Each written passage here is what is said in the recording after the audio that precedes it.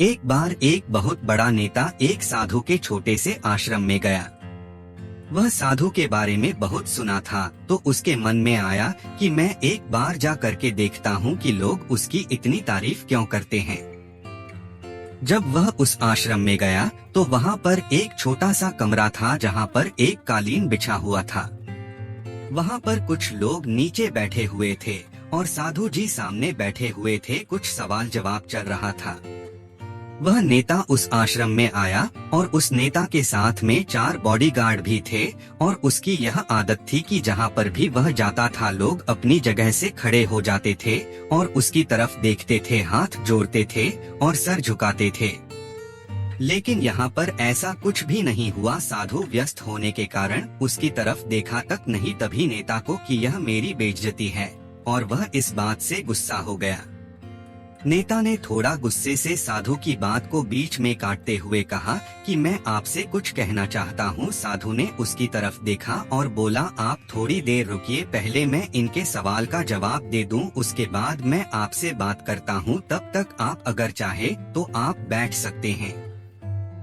बस साधु का इतना कहने की ही देरी थी। नेता का चेहरा गुस्से से लाल हो गया और फिर उसने अपना सारा गुस्सा उस साधु पर निकाल दिया।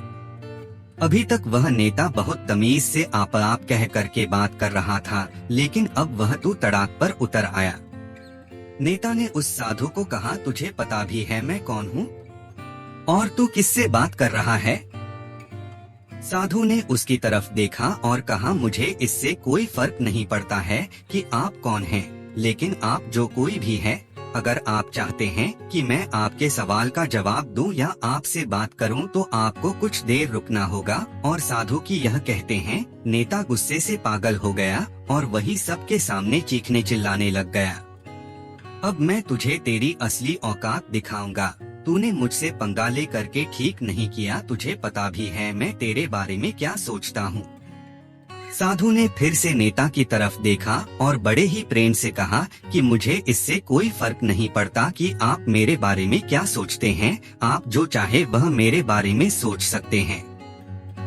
फिर नेता ने उससे कहा कि तू चाहे सुनना चाहता है या नहीं, लेकिन मैं तुझे यही सबके सामने बताऊंगा कि मैं तेरे बारे में क्या सोचता हूँ।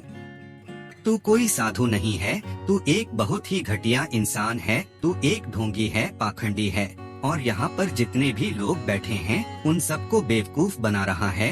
तेरा बस एक ही मकसद है, इन लोगों की जेब में जितना भी पैसा है वह सब तेरे पास में आ जाए।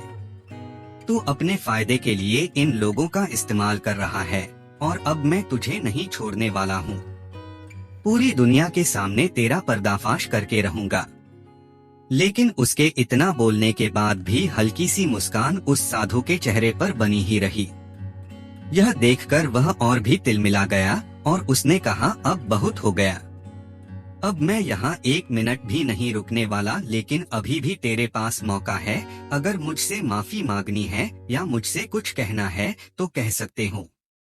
इतना सब होने के बाद भी साधु के चेहरे पर एक मुस्कान थी और वह बिल्कुल शांत था। और फिर उन्होंने अपनी आंखें बंद करी और फिर साधु ने अपनी आंखें खोली, हाथ जोड़े और कहा कि मुझे आपसे कोई गिला शिकवा नहीं है।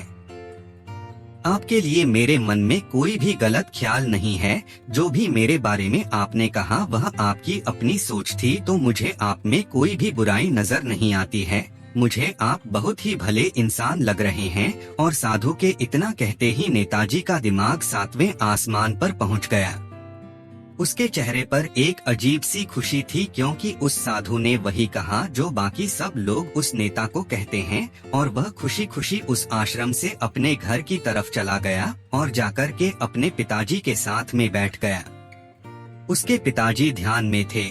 उन्होंने पूरी जिंदगी सिर्फ लोगों की सेवा करी और बदले में कुछ भी उम्मीद नहीं किया। तो थोड़ी देर बाद जब उन्होंने अपनी आंखें खोली और देखा अपने बेटे को अपने साथ बैठे हुए, तो उनके बेटे के चेहरे पर आज एक अजीब सी खुशी थी जो आज से पहले उन्होंने कभी नहीं देखी थी। फिर उसने एक एक करके सब कुछ बताया कि आज क्या हुआ, किस तरह से वह आश्रम गया और वहाँ पर क्या हुआ, उसने क्या कहा और साधु जी ने क्या कहा।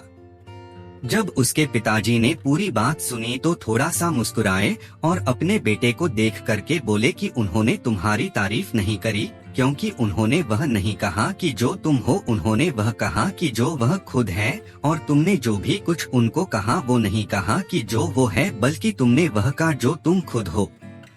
यही बात वेदों में भी कही गई है, यथा दृष्टि तथा सृष्टि। यह दुनिया तुम्हें वैसी नहीं दिखती जैसी यह दुनिया है, यह दुनिया वैसी दिखती है तुम्हें जैसे तुम खुद हो। जिसकी नजर जैसी है उसके लिए यह दुनिया वैसी ही है। तो अगर तुम अपनी दुनिया को बदलना चाहते हो तो उसका सिर्फ एक तरीका है, अपनी नजर को बदलो।